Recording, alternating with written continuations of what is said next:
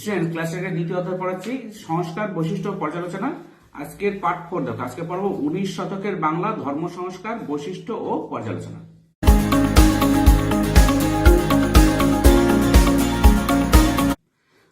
প্রথমে দেখো ব্রাহ্ম আন্দোলন।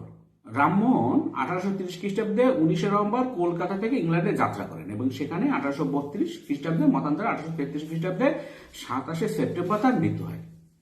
এখানে একটু জেনে নাও, রাজা রামমোহন রায় তখন খুব সমস্যায় পড়েছিলেন। সমস্যাটা হচ্ছে যে এই যে উনি তো সতীদাহ এই যে প্রথা এর বিরুদ্ধে লড়াই করেছেন, দীর্ঘ লড়াই, উনি সতীদাহ প্রথার বিরুদ্ধে দীর্ঘ লড়াই করেছেন। এবার এই লড়াইয়ের সময় সেই সময় 1829 খ্রিস্টাব্দে এই যে 17 নং রেগুলেশনের সাহায্যে সতীদাহ প্রথা রদ করেন কে? Lord William Bentinck. কিন্তু রক্ষণশীল সমাজের নেতা রাধাকান্ত দেব এই সিদ্ধান্তের বিরুদ্ধে 800 জন হিন্দু স্বাক্ষরযুক্ত আবেদনপত্র ইংল্যান্ডে পাঠান। এটা আমরা আগের পাঠ পড়েছি দেখো। কিন্তু রামমোহন ইংল্যান্ডের প্রিভি কাউন্সিলের কাছে সতীদাহর পক্ষে, মানে সতীদাহর পক্ষে বলতে বলতে এখানে সতীদাহর আইনের পক্ষে আর কি, সতীদাহ এই যে বিলটা আইন আর কি, এই আইনের পক্ষে যুক্তিপূর্ণ বক্তব্য উপস্থিত করলে বেন্টিং এর আদেশ বহাল থাকে। তো এই যখন সতীদাহর বিষয় নিয়ে প্রিভি কাউন্সিলের সঙ্গে যাবে, ইংল্যান্ডে যাবে, তখন রামমোহনের কাছে একটু পয়সার সমস্যা ছিল। রামমোহনের অত পয়সা ছিল না। তার কিছুদিন আগে একটা ঘটনাক্রমে রাজা রামমোহন, মানে রাজা তখনও হয়নি, মানে রামমোহনের কাছে তখন দ্বিতীয় আকবর, দিল্লির নবাব দ্বিতীয় আকবর একটা কাজ নিয়ে আসে। কাজটা হচ্ছে এই দ্বিতীয় আকবরের মানে কি কি পাবে ইংল্যান্ড থেকে, হ্যাঁ, ওদের যে ভাতা কত পাবে, এই জাতীয় একটা সমস্যা দেখা দেয়। সেই সমস্যাটা সমাধানের জন্য আরো কিছু সমস্যা ছিল, হ্যাঁ, প্রশাসনিক সমস্যা, সেইগুলো সমস্যা সমাধানের জন্য দ্বিতীয় আকবরের প্রতিনিধি এসে দেখা করেন রাজা রামমোহনের সঙ্গে। তখন রামমোহনের সঙ্গে আর কি, তখনও রাজা হয়নি।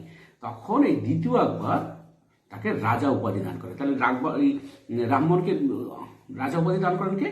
দিল্লির নবাব দ্বিতীয় আকবর রামমোহনকে রাজা উপাধিতে দান করেন এবং বলেন আপনি রাজা হিসেবে আমার হয়ে, হ্যাঁ, দিল্লি ইংল্যান্ডে যাবেন আর কি। সেই জন্য তাকে রাজা রামমোহন রায় তখন থেকে বলা হয়।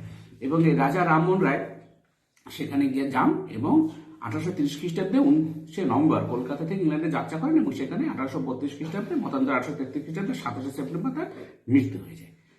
কিন্তু এই মৃত্যু হওয়ার পরে কি হয়, রাজা রামমোহন রায় কি করেছিলেন? ব্রাহ্ম সমাজ প্রতিষ্ঠা করেছিলেন। কিন্তু এই যে তার মৃত্যুর পরে রামমোহন প্রতিষ্ঠিত ব্রাহ্ম সমাজ আন্দোলন ক্রমশ ম্লান হয়ে পড়ে। এই যে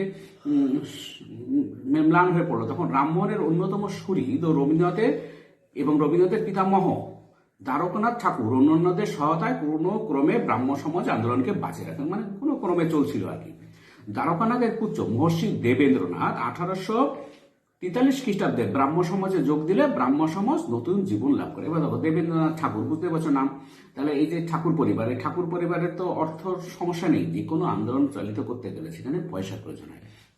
তাহলে তো অর্থ সমস্যা নেই, তাহলে কিছুটা নতুন জীবন লাভ করে। এবং সঠিক নেতৃত্ব না থাকলেও কোনো আন্দোলন সঠিকভাবে, শুধু পয়সা থাকলে আপনার নেতৃত্বের দরকার হয়, নেতৃত্বের অভাবে আন্দোলন স্থগিত হয়ে পড়ে। তাহলে এই যে 1843 খ্রিস্টাব্দে ব্রাহ্ম সমাজে যোগ দেন মহর্ষি দেবেন্দ্রনাথকে, সে দ্বারকানাথের পুত্র মহর্ষি দেবেন্দ্রনাথ। আর এই দ্বারকানাথ হচ্ছে রবীন্দ্রনাথ ঠাকুরের পিতামহ। তাহলে এই দেবেন্দ্রনাথ যখন 1843 খ্রিস্টাব্দে ব্রাহ্ম সমাজে যোগ দেয়, ব্রাহ্ম সমাজে নতুন জীবন লাভ করে। তখন এই ব্রাহ্ম সমাজের আন্দোলন, যে হিন্দু সমাজে বিভিন্ন কুসংস্কারের বিরুদ্ধে যে আন্দোলন শুরু করেছিল, একটা আন্দোলন তো রাজা রামমোহন রায় শেষই করে যান। তিনি এই বিধবা বিবাহ না, এই বিধবা বিবাহ তখন ওরা তুলেছিল, কিন্তু বিধবা মানে এটা হচ্ছে তখন এই যে সতীদাহ প্রথা, এটা তো রদ হয়ে গেল। এরপরে 1839 খ্রিস্টাব্দে দেবেন্দ্রনাথ ঠাকুর যোগ দেন আর কি। তত্ত্ববোধিনী সভা নামে একটি সাংস্কৃতিক প্রতিষ্ঠান করে দেন। তিনি কি করেন? তিনি তত্ত্ববোধিনী সভা নামে একটি সাংস্কৃতিক প্রতিষ্ঠান করে দেন। তাহলে তোমাদের প্রশ্ন আসতে পারে যে তত্ত্ববোধিনী সভা কে প্রতিষ্ঠা করেন? তাহলে তত্ত্ববোধিনী সভা প্রতিষ্ঠা করেন হচ্ছে 1839 খ্রিস্টাব্দে দেবেন্দ্রনাথ ঠাকুর। কে প্রতিষ্ঠা করেন? দেবেন্দ্রনাথ ঠাকুর। দেবেন্দ্রনাথ ঠাকুর তত্ত্ববোধিনী সভা নামে একটি সাংস্কৃতিক প্রতিষ্ঠান করে তোলেন। পরে 1843 খ্রিস্টাব্দে ব্রাহ্ম সমাজের মুখপত্র হিসেবে তত্ত্ববোধিনী পত্রিকা প্রকাশিত হয়। এই তত্ত্ববোধিনী সভা থেকে তৈরি হয় তত্ত্ববোধিনী পত্রিকা। সেটা কি ছিল? ব্রাহ্ম সমাজের মুখপত্র হিসেবে। এবং দেবেন্দ্রনাথ ব্রাহ্ম সমাজে যোগ দিয়ে এ যাবৎ শিথিল প্রতিষ্ঠানটিকে ধর্মীয় ঐক্যসূত্রে আবদ্ধ করেন। মানে এতদিন তো শিথিল ছিল, কোনো মতে চলছিল, রাজা রামমোহন রায়ের মৃত্যুর পরে কোনো মতে সেটাকে একটা ঐক্যসূত্রে আবদ্ধ করেন আর কি। এর জন্য তিনি নতুন সংবিধান প্রবর্তন ও দীক্ষানুষ্ঠানের সূচনা করেন। মানে এই ব্রাহ্ম সমাজ একটা সংবিধান, সংবিধান মানে আইন কানুন, ব্রাহ্ম সমাজ কিভাবে চলবে, হ্যাঁ, এবং দীক্ষা অনুষ্ঠানের সূচনা করেন। কিন্তু ব্রাহ্ম সমাজের তরুণতর গোষ্ঠী অক্ষয় কুমার দত্তের নেতৃত্বে বেদের অভ্রান্ততা সম্পর্কে প্রশ্ন উত্থাপন করলে দেবেন্দ্রনাথের সঙ্গে তাদের বিরোধের সম্পর্ক তৈরি। এবার বিভিন্ন যন্ত্র বিভিন্ন মতাদর্শে থাকে, তাহলে এই অক্ষয় কুমার দত্তের সঙ্গে প্রথমে দেবেন্দ্রনাথের একটা মতান্তর হলো। আরো কিছু দূরে অগ্রসরে সুদূর প্রসারী সমাজ সংস্কার দাবি করেন। এই যে তার মতান্তরের বিষয়টা কি, দেবেন্দ্রনাথের সঙ্গে তারা বলছে যে বেদের অভ্রান্ততার সঙ্গে তারা প্রশ্ন তুললো এবং বললো এর কোনো আরো কিছু সংস্কার করতে হবে, এবং সুদূর প্রসারী সংস্কার তারা দাবি চললো। এই যে নতুন গোষ্ঠী, যে তরুণতর গোষ্ঠী, তরুণ সমাজের ক্ষেত্রে তো বেশি ভাবে, তাই তরুণতর গোষ্ঠী অক্ষয় কুমার দত্তের নেতৃত্বে বেদের অভ্রান্ততা সম্পর্কে প্রশ্ন তুললো এবং আরো কিছু সুদূর প্রসারী সমাজ সংস্কারের দাবি তুললো। তারপরে কি হলো, এদের একটা বিভাজন তৈরি হলো। এবার সেটা দেখো বিবর্তন ও বিভাজন পর্বে। এই পর্বে ব্রাহ্ম সমাজের তরুণ সদস্যদের মধ্যে সবচেয়ে উল্লেখযোগ্য ছিলেন কেশব চন্দ্র সেন। এই যে নামটা কেশব চন্দ্র সেন, তিনি 1857 খ্রিস্টাব্দে ব্রাহ্ম সমাজে যোগ দেন। দেখো তিনি কবে, কেশব চন্দ্র কবে যোগ দেন? 1857 খ্রিস্টাব্দে। তার উদগ্র ঈশ্বর ভক্তি, অদম্য উৎসাহ ও অভূতপূর্ব বাগ্মিতা অল্পদিনের মধ্যে ব্রাহ্ম ধর্মকে জনপ্রিয় করে তোলে এবং ব্রাহ্ম সমাজের সদস্য সংখ্যা বৃদ্ধি পায়। এই যে সঠিক নেতৃত্ব যদি থাকে, নেতৃত্ব যদি সঠিক হয় এবং নেতৃত্বের ইচ্ছা যদি হয় যে আমি না এটা করবই, তাহলে কিন্তু সেটা খুব সুন্দর হয়। তাহলে কেশবচন্দ্র সেন যখনই যোগ দিলেন 1857 খ্রিস্টাব্দে, তার ঈশ্বর ভক্তি খুব অদম্য উৎসাহ ছিল এবং অভূতপূর্ব বাগ্মিতা, তিনি ভালো বক্তব্য রাখতে পারতেন। এতে করে কি হয়, ব্রাহ্ম ধর্মকে অচিরেই খুব অচিরে বলতে অল্প দিনের মধ্যে খুব জনপ্রিয় করে তোলেন এবং এর সদস্য সংখ্যা দিন দিন বাড়তে থাকে। দেবেন্দ্রনাথ তাকে কি না উপাধি দেন? ব্রহ্মানন্দ উপাধি দান করেন। এই জন্য দেবেন্দ্রনাথ তাকে ব্রহ্মানন্দ উপাধি দান করেন। ব্রহ্মানন্দ উপাধি কে পান হচ্ছে কেশবচন্দ্র সেন। কে দেন? দেবেন্দ্রনাথ ঠাকুর। কিন্তু ক্রমশ অসবর্ণ বিবাহ, বিধবা বিবাহ ও ব্রাহ্ম আচার্যদের উপবিত বর্জনের প্রশ্নে দেবেন্দ্রনাথ কেশবচন্দ্রের প্রতি অসন্তুষ্ট হন। এবার দেখো, কিন্তু ক্রমশ অসবর্ণ বিবাহ, এই যে তখন জাতপাত বিভিন্ন বর্ণ ছিল, হিন্দু ধর্মের যে 4 বর্ণ, এই বর্ণ প্রথার বিরুদ্ধে এরা তুলে ধরে যে অসবর্ণ বিবাহ দিতে হবে। তাহলে এই বিষয়ে বিধবাদের বিবাহ দিতে হবে। তাহলে একটা তো তাদের হয়েছিল সতীদাহ প্রথা, যেটা তো বন্ধ হলো, কিন্তু তখনও কিন্তু বিধবা বিবাহ আইন পাশ হয়নি। বিধবাদের বিবাহ এবং ব্রাহ্ম আচার্যদের উপবিত বর্জনের প্রশ্ন। এই যে ব্রাহ্ম যারা আচার্য, তোমরা নতুন ধর্ম নিচ্ছ ব্রাহ্ম ধর্ম, অথচ সেই হিন্দু ধর্মের মতোই তোমরা সেই উপবিত ধর্ম মানে পৈতে ধারণ করছো, তাহলে তো তোমাদের কি ব্রাহ্ম ধর্ম হলো? এই যে যুক্তি তর্ক, এসব যখন প্রশ্ন তোলা হলো তখন কেশবচন্দ্রের প্রতি তারা অসন্তুষ্ট হলো। তিনি 1866 খ্রিস্টাব্দে কেশবচন্দ্র তার অনুগামীদের ব্রাহ্ম সমাজ থেকে বহিষ্কার হবে এবং যখনই প্রশ্ন তোলা হবে, সঠিক প্রশ্ন তোলা হবে, তখন তাদের পছন্দ হলো না এবং 1866 খ্রিস্টাব্দে কেশবচন্দ্র ও তার অনুগামীদের ব্রাহ্ম সমাজ থেকে বহিষ্কার করা হলো। এর ফলে কেশবচন্দ্রের নেতৃত্বে ভারতীয় ব্রাহ্ম সমাজ ও দেবনাথের নেতৃত্বে রক্ষণশীল আদি ব্রাহ্ম সমাজ গড়ে দেয়। তাহলে নতুন যে ব্রাহ্ম সমাজ, কেশবচন্দ্র নতুন একটা ব্রাহ্ম সমাজ তৈরি করেন, কিন্তু তার নাম হলো ভারতীয় ব্রাহ্ম সমাজ। আর দেবেন্দ্রনাথ ঠাকুরের কাছে কি থেকে গেল? রক্ষণশীল আদি ব্রাহ্ম সমাজ। দু দলেই কিছু লোক থাকলো, যারা দেবেন্দ্রনাথের পক্ষে থাকলো তারা হচ্ছে আদি ব্রাহ্ম সমাজ, আর যারা কেশবচন্দ্রের পক্ষে আসলো তারা হচ্ছে ভারতীয় ব্রাহ্ম সমাজ। কেশবচন্দ্রের আমলে প্রগতিশীল মহিলারাও সমাজের সদস্য হন এবং কেশবচন্দ্র যখনই আসলেন তখন প্রগতিশীল মহিলা যারা শিক্ষিত হচ্ছেন তারাও ব্রাহ্ম ধর্মের সদস্য হন। মূলত কেশবচন্দ্রের চেষ্টাতে সরকার টিন আইন 1872 খ্রিস্টাব্দে পাশ করে। এবার তোমাদের প্রশ্ন আসতে পারে টিন আইন কি বা কে পাশ করেন? টিন আইন কবে পাশ হয়? টিন আইন পাশ হয় 1872 খ্রিস্টাব্দে। কার চেষ্টায়? কেশবচন্দ্রের চেষ্টায়। কে করেন? সরকার, ব্রিটিশ সরকার করেন। কিন্তু টিন আইনটা কি? বাল্য বিবাহ ও বহু বিবাহ রদ করে এবং বিধবা বিবাহ, অসবর্ণ বিবাহ বৈধ ঘোষণা করে। টিন আইন কি? টিন আইন হচ্ছে বাল্য বিবাহ করা যাবে না, এই যে অল্প বয়সে মেয়েদের বিয়ে দিয়ে, এটা চলবে না, অল্প বয়সে ছেলে মেয়েদের বিয়ে চলবে না। আর বহু বিবাহ রদ করতে হবে এবং একজন ব্যক্তি অনেক বিয়ে করে বেড়াবেন, এটা চলবে না। এবং বিধবা বিবাহকে আইনগত স্বীকৃতি দিতে হবে এবং অসবর্ণ বিবাহ বৈধ ঘোষণা করতে হবে। মানে এই যে বিভিন্ন বর্ণের মধ্যে যে বিয়ে হবে এটাকে বৈধ ঘোষণা করতে হবে। এই বৈধ ঘোষণা করে যে আইন পাশ হয় সেটা হচ্ছে টিন আইন এবং পাশ হয় কবে? 1872 খ্রিস্টাব্দে। পরে কেশবচন্দ্রের সঙ্গে তরুণতর সদস্যদের সংস্কারের প্রশ্নে বিরোধ দেখা দেয়, আবার বিরোধ। এই সময় কেশবচন্দ্র সমস্ত প্রগতিশীল ভাবনা বিসর্জন দিয়ে তার 14 বর্ষীয়া কন্যা সুনীতির সঙ্গে কোচবিহারের রাজকুমারের বিবাহ দিলে তরুণতর সদস্যরা কেশবচন্দ্রের সঙ্গে সম্পর্ক ত্যাগ করেন। এত উন্নত, এত ভালো কথা, ঈশ্বর ভক্তি, অদম্য উৎসব, ব্রাহ্ম ধর্মের মূল আন্দোলনে তারা যুক্ত, অথচ নিজের বেলায় কি করলেন, কেশবচন্দ্র কি করলেন, নিজের চতুর্দশ বর্ষীয় কন্যা 14 বছরের মেয়েকে এই বলছে তোমরা বাল্যবিবাহ আমরা করতে দেবো না, বাল্যবিবাহ রদ হবে, অথচ নিজের চতুর্দশ বর্ষীয় কন্যা সুনীতির সঙ্গে কোচবিহারের রাজকুমারের বিবাহ দেন। এইবার যখন ভালো পাত্র পেয়েছে কোচবিহারের রাজকুমার, তখন আর আমি দেখলাম না যে আমার মেয়ের বয়স কত, 14 বছরের মেয়েকে বিয়ে দিলে তখন তার যে তরুণতর সদস্যরা কেশবচন্দ্রের সঙ্গে যারা ছিলেন তারা বললেন যে আপনি মুখে বলছেন এক আর কাজে করছেন এক, তাহলে আপনার সাথে কোনো সম্পর্ক রাখা যাবে না। এই জন্য এই গন্ডগোল মানে এই বিষয়টাকে নিয়ে যে তাদের মতাদর্শ মানে মতের বিরোধ হলো, মতাদর্শগত বিরোধ, এই চতুর্দশ বর্ষীয় কন্যা সুনীতির সঙ্গে কোচবিহারের রাজকুমারের বিবাহ, এই যে প্রবলেমটা, এইটার জন্য কি হলো, তারা কেশবচন্দ্রের সঙ্গে সম্পর্ক বিচ্ছিন্ন করে ছিন্ন করলেন। ফলে কেশবচন্দ্র নববিধান নামে একটি শাখা গড়ে তোলেন। কেশবচন্দ্র কি করেন, আর ওই ভারতীয় ব্রাহ্ম সমাজে থাকলেন না, তিনি কি করলেন, নববিধান নামে একটি আলাদা শাখা গড়ে তোলেন। এদিকে 1878 খ্রিস্টাব্দে বিপক্ষ গোষ্ঠী সাধারণ ব্রাহ্ম সমাজ গড়ে তোলে, যা আজও বর্তমান। এই যে কেশবচন্দ্রের নববিধান, তার বিপক্ষে যে গোষ্ঠী যারা বললো না এই যে আপনি নিজের অল্প বয়সী মেয়েকে বিয়ে দিলেন, এর বিপক্ষে যারা থাকলো তারা 1878 খ্রিস্টাব্দে বিপক্ষ গোষ্ঠী সাধারণ ব্রাহ্ম সমাজ গড়ে তোলে, যা আজও গড়ে তোলে। এখনো যেটা আছে সেটা হচ্ছে সাধারণ ব্রাহ্ম সমাজ। এরপর ব্রাহ্ম সমাজ আন্দোলন ক্রমশ স্তীমিত হয়ে আসে।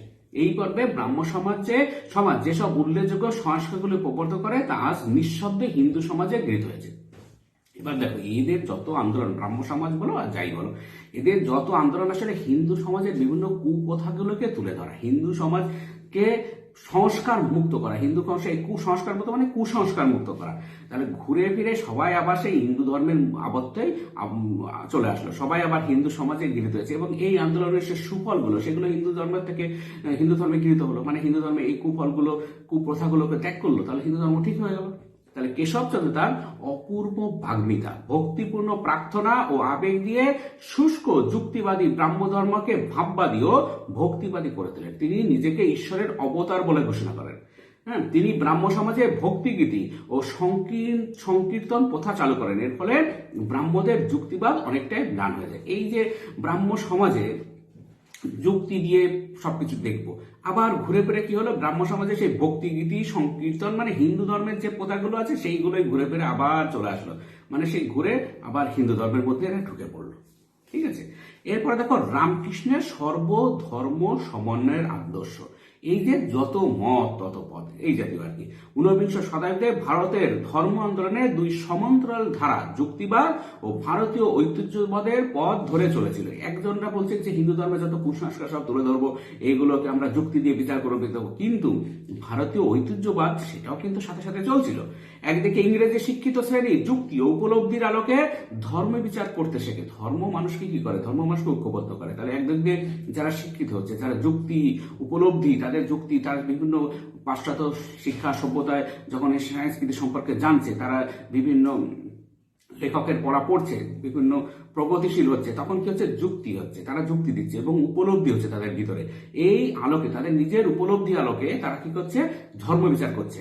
অন্যদিকে পুরোনো দিনের রক্ষণশীল মানুষ ঐতিহ্যবাদকে আঁকড়ে থাকেন। আর যারা রক্ষণশীল তারা বলে না আমরা ওইসব যুক্তি ফুক্তি বুঝি না, আমরা আমাদের যে ঐতিহ্য সেই ঐতিহ্য মেনে চলবো। এরা যে কোনো পরিবর্তনের বিরোধী ছিলেন। এই ঐতিহ্যবাদীরা কি ছিলেন, যে কোনো পরিবর্তনকে এরা ভয় পেত, এর বিরোধী ছিলেন। শ্রী রামকৃষ্ণ এই উভয় চিন্তার মধ্যে সমন্বয় স্থাপন করেন। আর রামকৃষ্ণ দেবের আবির্ভাব তখন একটা বিশাল ঘটনা। তখন তিনি কি করলেন, এই যে যারা যুক্তিবাদ আর এই যে ঐতিহ্যবাদী দুজনের মধ্যে একটা সমন্বয় সাধন, যোগসূত্রের কাজ করেন শ্রী রামকৃষ্ণ। রামকৃষ্ণের এই সমন্বয়বাদী মত হিন্দু ধর্মকে বহু কুপ্রথা থেকে মুক্ত করে। এই যে যারা হিন্দু ধর্মের কুপ্রথাগুলোকে তুলে ধরেছিল, সেই কুপ্রথাগুলো বের করে দিয়ে হিন্দু ধর্মকে কুপ্রথা থেকে মুক্ত করেন রামকৃষ্ণ। রামকৃষ্ণ বেদান্তের মর্মকে সহজ ভাষায় গল্পের সাহায্যে ব্যাখ্যা করেন। রামকৃষ্ণের অদ্বৈতবাদের মূল বক্তব্য ছিল ঈশ্বর এক ও অভিন্ন। তিনি বলেন যত মত তত পথ। এই যে তোমরা আলাদা মত দিচ্ছ, কোনো অসুবিধা নেই, নতুন মত বেরোবে, নতুন পথ বেরোবে, কিন্তু ঘুরে ফিরে সেই ঈশ্বর ভক্তি, এই দেখো ব্রাহ্ম সমাজ, সাধারণ ব্রাহ্ম সমাজ, ভারতীয় ব্রাহ্ম সমাজ যাই হোক না কেন, হ্যাঁ, কেশবচন্দ্র সেন নিজেকে ঈশ্বরের অবতার ঘোষণা করেন, তিনি আবার কি করলেন, ব্রাহ্ম সমাজে ভক্তিগীতি সংকীর্তন কথা চালু করলেন। তাহলে কি হলো, তার নতুন মত ঘুরে ফিরে সেই ব্রাহ্ম মত যতই যা হোক সব সেই ঈশ্বরের উদ্দেশ্যেই না। হ্যাঁ, ব্রাহ্ম সমাজের ভক্তিগীতি বলো, সংকীর্তন কথা বলো, সেই কাদের উদ্দেশ্যে, কার উদ্দেশ্যে এইসব ভক্তিগীতি? ঈশ্বরের উদ্দেশ্যে। তাহলে যত মত তত পথ হলো কিনা? ঈশ্বর এক ও অভিন্ন, এইটা তিনি রামকৃষ্ণ প্রতিষ্ঠা করলেন এবং এটার নাম হচ্ছে রামকৃষ্ণ দেবের অদ্বৈতবাদ। এবং তার অদ্বৈতবাদের মূল বক্তব্য কি? ঈশ্বর এক ও অভিন্ন। এবং তিনি এটাকে কি বলছেন, যত মত তত পথ, যতই মত নতুন নতুন চিন্তাধারা বেরোবে তত নতুন নতুন পথও বেরোবে। বেদ শ্রেষ্ঠ না মূর্তি পূজা শ্রেষ্ঠ, অর্থাৎ ঈশ্বর নিরাকার না সাকার, এ নিয়ে তার কোনো দ্বিধা ছিল না। সব পথকে তিনি সমান বলে মনে করতেন। হিন্দু ধর্মের আচার সর্বস্বতা নয়, বৈদান্তিক মানবতাবাদের উপরে রামকৃষ্ণ অধিক গুরুত্ব আরোপ করেন। বললেন না, শুধু আচার সর্বস্ব হিন্দু ধর্ম হতে পারে না, বৈদান্তিক মানবতাবাদ, মানুষের নিয়েই তো ধর্ম। ধর্মটা কার দরকার? মানুষের দরকার। প্রথম যখন আদিম মানুষ ছিল তখন তো তাদের কোনো ধর্ম ছিল না। আস্তে আস্তে মানুষ সমাজ হলো, সমাজ গঠন হলো, দেশ হলো, রাষ্ট্র হলো, তখন আস্তে আস্তে মানুষ ধর্মের মাধ্যমে ঐক্যবদ্ধ হওয়ার চেষ্টা করে। ধর্ম মানুষের দরকার, ধর্মকে ত্যাগ করা চলবে না, কিন্তু ধর্মের আচার সর্বস্বতা নয়, ধর্মকে মানুষের কল্যাণের জন্য ধর্মকে মানুষের কল্যাণের উদ্দেশ্যে নিহিত হতে হবে। বস্তুত পুনর্জাগরণ বা প্রচলিত বিশ্বাসের পরিবর্তনের বদলে পূর্বতন ব্যবস্থার পরিশুদ্ধিকরণকে তিনি সমর্থন করেন। যে সবকিছু পরিবর্তন করে দেবো এটা নয়, পূর্বতন যে ব্যবস্থা আছে সেটাকে শুদ্ধিকরণ করতে হবে, পরিশুদ্ধিকরণের উপরে জোর দেন তিনি। পাশাপাশি ঈশ্বর ভক্তি, জীব সেবা ও নারী মুক্তির আদর্শকে শ্রেয় হিসেবে তিনি গণ্য করেছিলেন। তিনি কি বলছেন, ঈশ্বর ভক্তি থাকতে হবে, জীব সেবা করতে হবে, জীবের সেবা করতে হবে, আর নারী মুক্তি ঘটাতে হবে। নারী মুক্তি না হলে দেশের উন্নতি, দশের উন্নতি, কিছুই উন্নতি হবে না। মেয়েরা সমাজের অর্ধেক, তাহলে সমাজের যদি অর্ধেক অংশ পুরুষরা শিক্ষিত হয়, পুরুষের মুক্তি হয়, আর নারী অর্ধেকরা পিছিয়ে পড়ে, তাহলে সমাজের কোনো দিন মুক্তি সম্ভব না। এটা তিনি বুঝেছিলেন। এই জন্য তিনি বলেছিলেন নারী মুক্তির আদর্শ হচ্ছে মূল, এটাই হচ্ছে শ্রেষ্ঠ পথ। তিনি ঈশ্বরের প্রতি অগাধ ভক্তি, জীব সেবা ও নারী মুক্তির কথা বলেন। কে বলেন? শ্রী শ্রী রামকৃষ্ণ ঠাকুর। তিনি পাশ্চাত্য শিক্ষার অন্ধ অনুকরণ ত্যাগ করে ভারতীয় দর্শন ও আধ্যাত্মবাদের উপর জয় দেন। তিনি বলছেন যে লেখাপড়া শেখো, পাশ্চাত্য শিক্ষা খুবই ভালো কথা, কিন্তু তার অন্ধ অনুকরণ করতে গিয়ে পাশ্চাত্যেরও তো কিছু কুপ্রথা আছে, পাশ্চাত্যের কোনো কুপ্রথার অভাব নেই, সেটা আমার আলোচনার বিষয় না, সেটা আমি বলছি। কিন্তু তাদের সেই সব অন্ধ অনুকরণ আমরা কোনো করবো। আমাদের ভারতীয় দর্শন কোনো কম যায় না, আমাদের ভারতীয় দর্শন, আধ্যাত্মবাদ, এইগুলোর উপরে তিনি জোর দিতে পারেন। মানে এইগুলোকে বিচার বিশ্লেষণ আনতে হবে। ভারতের নবজাগরণে রামকৃষ্ণের স্থান কোথায় তা নিয়ে বিতর্ক চলতে পারে, কিন্তু তার সর্বধর্ম সম্মানের আদর্শ ভারতীয় জাতীয়তা বোধকে সুদৃঢ় করে, এ বিষয়ে কোনো সন্দেহ নেই। এই যে রামকৃষ্ণের স্থান নবজাগরণের ক্ষেত্রে কতটা, এই যে নতুন জাগরণ, নবজাগরণ, এক্ষেত্রে রামকৃষ্ণের স্থান তাদের বিতর্ক থাকতে পারে যে রামকৃষ্ণ কতটা কি করেছেন, কিন্তু তার এই সর্বধর্ম সমন্বয় আদর্শ কি হয়, ভারতীয় জাতীয়তাবোধকে যে আমরা এক জাতি, ভারতীয় জাতি, এই জাতীয়তাবোধকে সুদৃঢ় করে। এরপরে আসেন স্বামী বিবেকানন্দ। দেখো, স্বামী বিবেকানন্দের ধর্ম সংস্কারের অভিমুখ। শ্রী রামকৃষ্ণের দেহত্যাগের পর তার শিষ্য বিবেকানন্দ রামকৃষ্ণের মতবাদকে বিশ্বজনীন করে তোলার দায়িত্ব নেন। এই যে শ্রী রামকৃষ্ণ যে পথ দেখালেন, তার শিষ্য স্বামী বিবেকানন্দ কি করলেন, যোগ্য উত্তরসূরি আর কি, যোগ্য শিষ্য আর কি, শিষ্য সেই মতবাদকে বিশ্বজনীন করার দায়িত্ব নেন। সারা ভারত পরিভ্রমণ করে ধুলি মলিন ভারতের অবনত চেহারাটি তার চোখে পড়ে। তিনি সারা ভারত ভ্রমণ করে দেখলেন যে ভারতের কত বিচ্ছিন্নতা, ভারতের চেহারা খুবই খারাপ, ধুলি মলিন চেহারা, মানুষের ভেদাভেদ, হ্যাঁ, এই যে জাতপাত, এইসব ভেদাভেদ, তাহলে তাকে খুব পীড়িতও করে। দর্শনের ছাত্র বিবেকানন্দের বেদান্ত, ভারতীয় দর্শন ও পাশ্চাত্য দর্শনে অগাধ পাণ্ডিত্য ছিল। বেদান্তের মানবতাবাদকে তিনি বক্তৃতার মাধ্যমে জনপ্রিয় করে তোলেন। 1893 খ্রিস্টাব্দে আমেরিকার শিকাগো শহরের বিশ্ব ধর্মের সম্মেলনে তিনি বেদান্ত, ভারতীয় সভ্যতার বিশ্বজনীনতা ও ভারতীয় সভ্যতার সমন্বয়বাদী ব্যাখ্যার সঙ্গে বিশ্ববাসীকে পরিচিত করেন। এবং জানেন যে আমেরিকার শিকাগো বক্তৃতার পরে হিন্দু ধর্মকে কত এগিয়ে নিয়ে যায় আর কি। 1853 খ্রিস্টাব্দে শিকাগোয় যে বিশ্ব ধর্ম, হিন্দু ধর্ম শুধু নয়, বিশ্ব ধর্ম সম্মেলন হয়েছিল, তিনি যেখানে কি করলেন, বেদান্ত, ভারতীয় সভ্যতার বিশ্বজনীনতা ও ভারতীয় সভ্যতার সমন্বয়বাদী ব্যাখ্যার সঙ্গে বিশ্ববাসীকে পরিচয় করান স্বামী বিবেকানন্দ। এবার দেখো নববেদান্ত বৈশিষ্ট্য পর্যালোচনা। বিদেশ থেকে ফিরে আসার পর স্বামীজি দেশবাসীকে নববেদান্তের আলোকে আলোকিত করেন। তিনি ভারতবাসীর অস্পৃশ্যতাবাদের তীব্র নিন্দা করেন। এই যে জাতবাদ, একে ঘৃণা করে, ওকে ঘৃণা করে, এই অস্পৃশ্যবাদের তীব্র নিন্দা করেন বিবেকানন্দ উপলব্ধি করেন যে ভারতবাসীর অধপতনের মূল কারণ হলো জাতিভেদ ও অস্পৃশ্যতা। এই যে জাতিভেদ অস্পৃশ্যতা, মানুষের ভেদাভেদ, এইটা হচ্ছে ভারতবাসীর এই যে পিছিয়ে পড়ার অধপতন ঘটার আর কি মূল কারণ। তিনি ভারতীয় যুব শক্তিকে জ্ঞান যোগের সঙ্গে কর্মযোগে সমন্বয় সাধন করার পরামর্শ দেন। তিনি দেশকে দারিদ্র্যের অভিশাপ থেকে মুক্তি দেওয়ার কথা বলেন। এইসব সব কিছু দূর হবে কবে? দেশ যখন দারিদ্র্যের অভিশাপ থেকে মুক্ত হবে। তিনি জাতিকে ক্ষাত্র বীর্য ও ব্রহ্ম তেজে উদ্দীপ্ত হওয়ার জন্য ডাক দেন। স্বামীজি সংসার ধর্ম ও পারস্পরিক ধর্মকে একাসনে স্থান দেন। তিনি পুঁথিগত বেদান্তের ব্যাখ্যাকে ত্যাগ করে দেশ, সমাজ ও জাতির উন্নতি করবে তাকে প্রয়োগ করার কথা বলেন। মানে পুঁথিগত পড়া বিদ্যা নিয়ে হবে না, তাকে তিনি এই বেদান্তের ব্যাখ্যা করলে হবে না, তাকে কি করতে হবে? প্রয়োগ করতে হবে সঠিকভাবে, এবং দেশ, সমাজ ও জাতির উন্নতির কাজে সেটাকে ব্যয় করতে হবে, তাহলে সঠিক পথ আর কি। বিবেকানন্দ বিজ্ঞানের, প্রযুক্তি ও আধ্যাত্মবাদের মধ্যে সমন্বয় ঘটাতে বলেন। তিনি কুসংস্কার, বিশেষত ধর্মীয় কুসংস্কার ত্যাগ করে রামকৃষ্ণের সর্বধর্ম সমন্বয় নীতিকে অনুসরণের কথা বলেন। সর্বধর্ম সমন্বয়, দেখো এই কথাটা, সব ধর্মেই কিছু কিছু ভালো দিক আছে, আবার সব ধর্মের মধ্যে কিছু জটিলতা আছে, কিছু কুসংস্কার আছে। তাহলে এই কুসংস্কারগুলো আমরা ধরবো না, সব ধর্মের সংস্কার আছে, এবং সব ধর্মের সেই ঘুরে ফিরে দেখো মূল বিষয় হচ্ছে সেই ঈশ্বরকে পাওয়ার চেষ্টা। তাহলে সব ধর্মই সেই ঘুরে ফিরে ঈশ্বরকে পাওয়ার চেষ্টা। তুমি সেই যিশু নাম নাও আর খ্রিস্ট, সেই যিশু আর খ্রিস্টে তফাৎ কি আছে? তফাৎ কোনো কিছু নেই। খ্রিস্টে আর যিশু আর খ্রিস্ট আর কৃষ্ণ বলো আর যাই বলো, সব কিছু ঘুরে ফিরে এক, এই যে সর্বধর্ম সমন্বয় আর কি।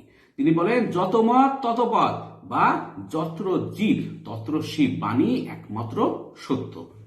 স্বামীজি বেদান্তের নতুন ব্যাখ্যাকে সমাজ ও ধর্ম সংস্কারের কাজে লাগান। এইভাবে তিনি জাতির প্রাণে ঐক্য ও আত্মবিশ্বাস স্থাপন করেন। ধর্মীয় সংকীর্ণতা ত্যাগ করে তিনি ধর্ম সংস্কারের নতুন পথ দেখান।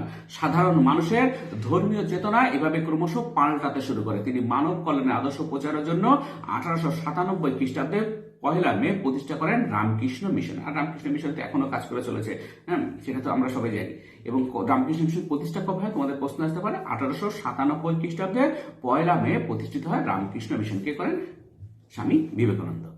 এরপর একটু টুকরো কথায় জানো বিজয় কৃষ্ণ গোস্বামী সম্পর্কে। দেখো, খুব অল্প বয়সেই বিজয় কৃষ্ণ ব্রাহ্ম ধর্মের প্রতি আকৃষ্ট হন এবং দেবেন্দ্রনাথ ঠাকুর ও কেশবচন্দ্রের সংস্পর্শে আসেন। তিনি জাতিভেদ প্রথা নিন্দা করেন এবং ব্রাহ্মণদের পবিত্র উপবিত বর্জন করেন। এই যে তিনি বললেন যে আমি ব্রাহ্ম ধর্ম আসছি, তাহলে আমি উপবিত পথে পড়বো না, উপবিত পইতে পড়বো না। দেবেন্দ্রনাথ তাকে ব্রাহ্ম ধর্মে দীক্ষা দেন। বিজয় কৃষ্ণ একসময় ব্রাহ্ম ধর্মের আচার্য পদে লাভ করেন, তবে 1270 বঙ্গাব্দে।